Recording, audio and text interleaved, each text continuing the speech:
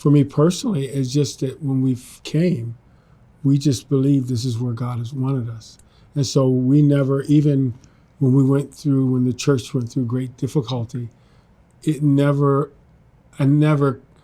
overtly thought about not being here. I tell people that I received 2 callings. The first was in the early 80s when I was called out to become an assistant pastor. When I say I was called out, it was felt by Pastor Lloyd at that time that I should be ordained as an assistant pastor. So the first calling, I say the calling of obedience. In that calling, I had no internal clock, nothing ringing inside of me that says, yes, I've called you to this ministry. I just wanted to serve God. Mm-hmm. And so because I was called, I didn't necessarily feel like I was a pastor, assistant pastor. I didn't necessarily feel even qualified, but I was obedient. But then there was a time when we were in difficulty that I wondered if I was doing it the way I should, in terms of doing it well.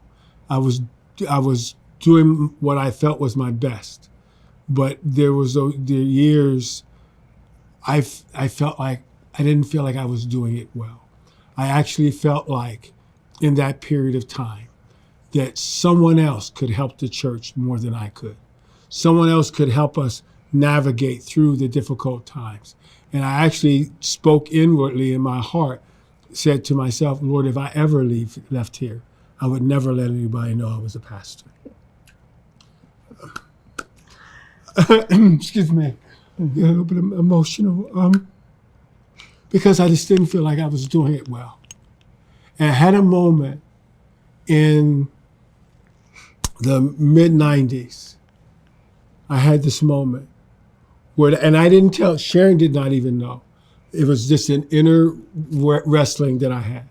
And so it wasn't a turn about being here, but a turn about of the affirmation of who I was and what I was called to do. And as after a meeting, we used to have our executive committee meetings on Saturdays. And it was after an executive committee meeting or some type of leadership meeting. And that thought was just in my mind, and I heard in my spirit. Thank you, Jesus. I heard in my spirit, Father, speak to me. He said to my heart, it does not matter if anyone could do it better than you. You're the one I called to do this. And from that moment on, I had my calling into pastoral ministry out of obedience.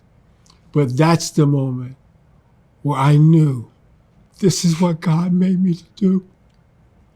That this is what he made me to do. Yes. And it didn't matter whether I felt like, from that point to this, if I felt like I was always doing it well or not. I know that this is what God made me to do, to pastor and to build into the lives of God's people. Yeah. And so, for me, that's that seminal moment, not about being here, but about what my life purpose is about.